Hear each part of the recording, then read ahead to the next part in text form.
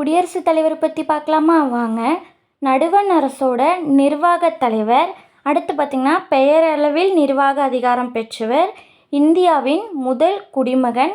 அப்புறம் முப்படைகளின் தலைமை தளபதியாக குடியரசுத் தலைவர் செயல்படுகிறார். அடுத்து பார்த்தோம்னா நடுவண் அரசின் அரசியலமைப்பு தலைவரும் குடியரசுத் தலைவர் தான்.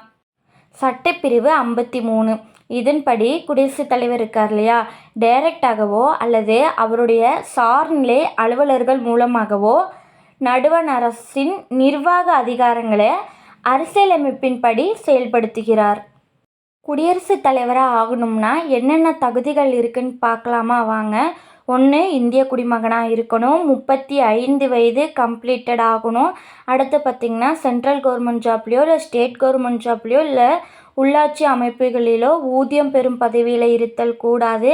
அடுத்து பார்த்தோம்னா மக்களவை உறுப்பினராக இருப்பதற்கான தகுதியும் இருக்க வேணும்.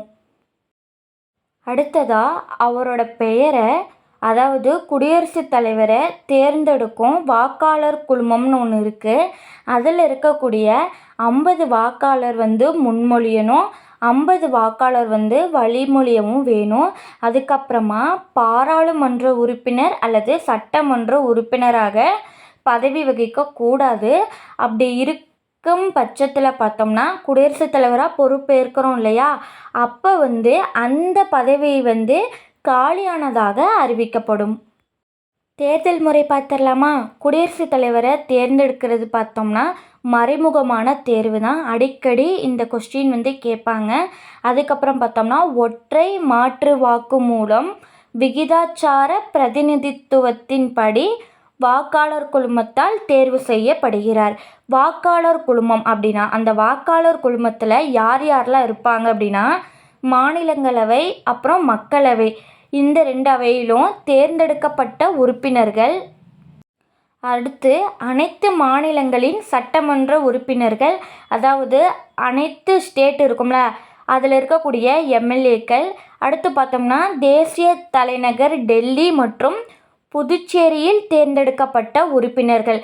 இவங்கெல்லாம் இருக்கிறது தான் வாக்காளர் குழுமம்.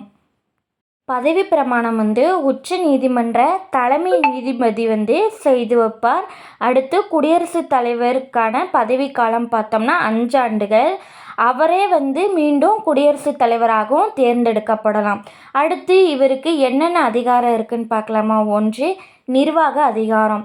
சட்டப்பிரிவு 77 படி நடுவண் அரசின் ஒவ்வொரு நிர்வாக நடவடிக்கையும் குடியரசுத் தலைவரின் பெயரில் தான் நடைபெறும். அடுத்து பார்த்தோம்னா பிரைம் மினிஸ்டர். அடுத்து அவரோட ஆலோசனையின்படி மற்ற மினிஸ்டர்கள், மாநில ஆளுநர், உச்ச நீதிமன்றம் மற்றும் உயர் நீதிமன்றம், தலைமை நீதிபதிகள் மற்றும் இதர நீதிபதிகள், இந்திய அரசின் தலைமை வழக்குரைஞர், அடுத்து தலைமை கணக்கு தணிக்கையாளர், இந்திய தலைமை தேர்தல் ஆணையர் மற்றும் 2 தேர்தல் ஆணையர்கள், நடுவண் அரசு பணியாளர் தேர்வாணையத்தின் தலைவர் மற்றும் இதர உறுப்பினர்கள், மற்ற நாடுகளுக்கான தூதர்கள், உயர் ஆணையர்கள். இவங்க எல்லாத்தையும் நியமனம் பண்ணுறவர் யாருன்னா அவர் குடியரசுத் தலைவர் தாங்க. 2வதாக சட்டமன்றத்தில் என்னென்ன அதிகாரம் இருக்குன்னு பார்க்கலாம். பொது தேர்தலுக்கு பின்னாடி நாடாளுமன்றத்தோட புதிய கூட்டத்தொடர் இருக்குல்ல, அதை உரையாற்றி துவக்கி வைப்பார். அடுத்து ஒவ்வொரு ஆண்டின் நாடாளுமன்றத்தின் முதல் கூட்டமும் இவரது உரையுடன் தான் தொடங்கும். அடுத்து பார்த்தோம்னா ஆண்டுக்கு 2 முறை நாடாளுமன்றத்தை கூட்டுவார், அதாவது நாடாளுமன்றத்தை கூட்டுதல். அடுத்து நாடாளுமன்றத்தின் எந்த ஒரு அவையிலும் சட்ட மசோதா நிலுவையில் இருந்தால் அதை குறித்து செய்தியை நாடாளுமன்றத்துக்கு அனுப்புதல். இதெல்லாம் பார்த்தோம்னா இவரோட சட்டமன்ற அதிகாரங்களாக இருக்குது. குடியரசுத் தலைவர் ஒப்புதல் பெற்ற பின்பு தான் அனைத்து மசோதாக்களும் சட்டமாகும். அதுக்கப்புறம் பார்த்தோன்னா நிதி மசோதா இருக்கு இல்லையா, இவரோட ஒப்புதல் இன்றி நாடாளுமன்றத்தில் அறிமுகம் செய்ய இயலாது. அடுத்து நாடாளுமன்றத்தின் 2 அவைகள் அல்லது ஏதேனும் ஒரு அவையின் கூட்டத்தை முடிவுக்கு கொண்டு வரலாம். அடுத்து பார்த்தோம்னா மக்களவையின் 5 ஆண்டு காலம் முடியும் முன்பே அதனை கலைக்கும் அதிகாரமும் குடியரசுத் தலைவருக்கு இருக்குது. இலக்கியம், அறிவியல், விளையாட்டு, கலை இந்த துறைகளில் சிறந்து விளங்கக்கூடிய 12 நபர்களை மாநிலங்களவை உறுப்பினராக நியமனம் செய்கிறாரு. அடுத்து பார்த்தோம்னா 2 ஆங்கிலோ இந்திய நபர்களை மக்களவையில் பிரதிநிதித்துவம் இல்லை என கருதும் பட்சத்தில் நியமனம் செய்கிறார். நடுவண் அரசோட ஆண்டு வரவு செலவு திட்டத்தினை இவரது அனுமதி பெற்ற பின்னர் தான் நடுவண் அரசு நிதியமைச்சர் மக்களவையில் சமர்ப்பிப்பார். அடுத்து பார்த்தோம்னா இந்திய அரசியலமைப்பு சட்டம் இவரிடம்தான் இந்திய அவசர கால நிதியினை அளித்துள்ளது. அடுத்து இவரது பரிந்துரை இல்லாமல் எந்த ஒரு மானிய கோரிக்கையும் கொண்டு வர முடியாது, அதாவது மானிய கோரிக்கையும் கொண்டு வர இயலாது. அடுத்து பார்த்தோம்னா இந்தியாவின் அவசர நிலையிலிருந்து, அதாவது அவசர நிதியிலிருந்து அரசின் எதிர்பாராத செலவினங்களை மேற்கொள்ளும் அதிகாரமும் இவருக்கு மட்டும்தான் இருக்குது. ஒவ்வொரு 5 ஆண்டுகளுக்கு ஒரு நிதிக்குழுவை குடியரசுத் தலைவர் அமைக்கிறார். நீதி அதிகாரம் இந்திய அரசின் 72வது சட்டப்பிரிவு இருக்குல்ல, பார்த்திங்கன்னா நீதிமன்றத்தால் தண்டனை பெற்ற ஒருவரின் தண்டனையை குறைக்கவும், அடுத்து ஒத்தி வைக்கவும், அடுத்து பார்த்தோம்னா தண்டனையிலிருந்து விடுதலை பண்ணி விடுவிக்கவும் இவருக்கு அதிகாரம் இருக்குது. அடுத்தது இராணுவ அதிகாரம். சட்டப்பிரிவு 53(2) பிரிவின்படி நடுவண் அரசின் பாதுகாப்பு படையின் தலைமை தளபதி அதிகாரங்க.